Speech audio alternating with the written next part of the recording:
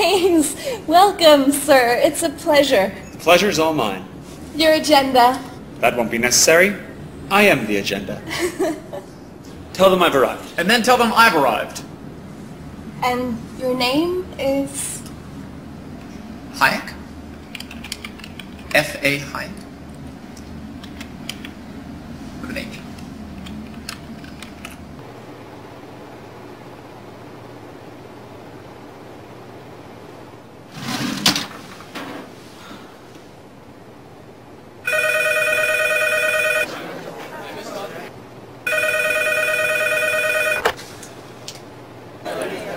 Freddie.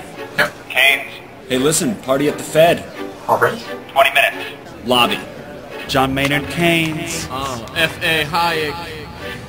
Yeah, we're opposed.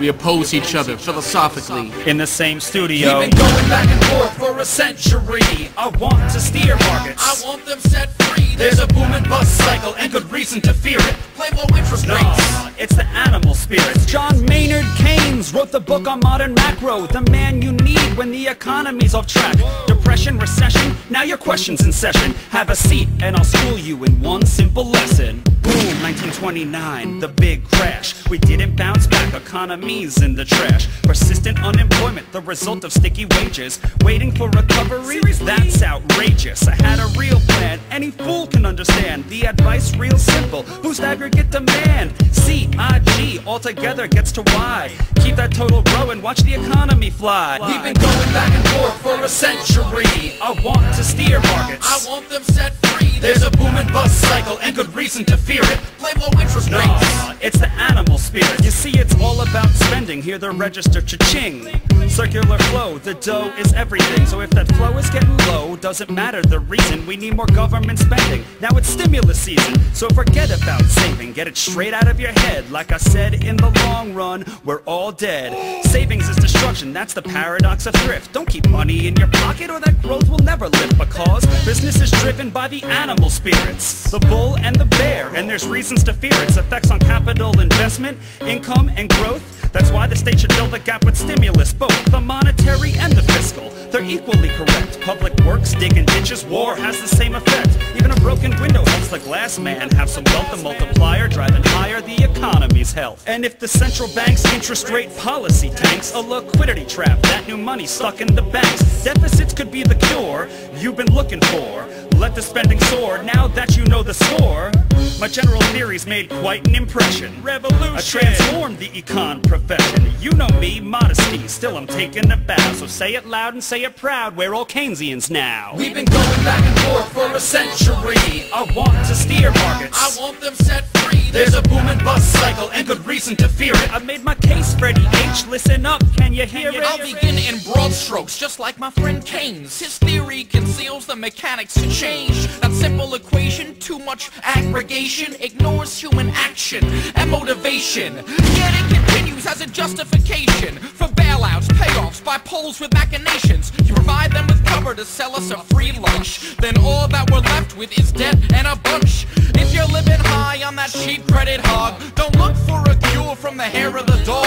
Real savings come first if you want to invest. The market coordinates time with interest. Your focus on spending is pushing on thread. In the long run, my friend, it's your theory that's dead. So sorry there, buddy, if that sounds like invective. Prepare to get schooled in my Austrian perspective. We've been going back and forth for a century. I want to steer markets. I want them set free. There's a boom and bust cycle and good reason to fear it. Play low interest rates. No, it's the animal spirit. The place you should study isn't the bust, it's the boom that should make you feel leery. That's the thrust of my theory. The capital structure is key. Malinvestments wreck the economy. The boom gets started with an expansion of credit. The Fed sets rates low. Are you starting to get it? That new money is confused for real loanable funds, but it's just inflation that's driving the ones who invest in new projects like housing construction. The boom plants the seeds for its future destruction. The savings aren't real, consumption's up too, and the grasping for resources reveals there's too few. So the boom turns to bust as the interest rates rise, where the cost of production price signals relies. The boom was a binge, that's a matter of fact. Now it's devalued capital that makes up the slack. Whether whether it's the late 20s or 2005. Booming bad investments seems like they'd thrive. You must save to invest, don't use the printing press, or a bust will surely follow, an economy depressed. Your so-called stimulus will make things worse. Just more of the same, more incentives perverse. And that credit crunch ain't a liquidity trap, just a broke banking system. I'm done, that's a wrap. We've been going back and forth for a century. I want to steer markets. I want them set free. There's a boom and bust cycle and good reason to fear it. Blame low interest rates. No, it's the animal spirit. The ideas of economists and political philosophers, both when they are right and when they are wrong, are more powerful than is commonly understood. Indeed, the world is ruled by little else. Practical men who believe themselves to be quite exempt from any intellectual influence are usually the slaves of some defunct economist.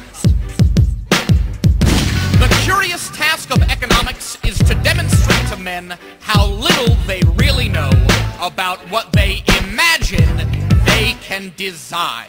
They've been going back and forth for a century.